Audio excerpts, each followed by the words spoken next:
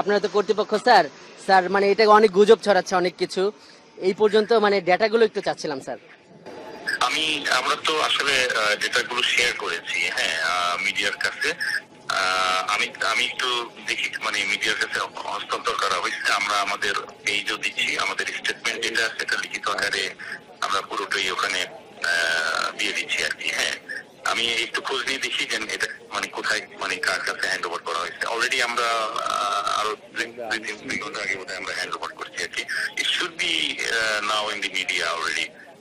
Let me check and see where it is sir now. Sir sir it's okay sir. Sir মানে বিষয়টা হলো যে এখন আপনি জানেন যে অনেক ধরনের গুজব ছড়াচ্ছে, অনেক অনেক কথাবার্তাগুলো আছে। সো আপনি যদি একটু অ্যাপিয়ার্ড হন, আর আপনি জানেন যে আমরা একটু ভিজুয়াল মিডিয়া, ছোট করেও যদি বলেন, আপনি একটা যদি ছোট বক্তব্য দেন, lots of media are waiting here.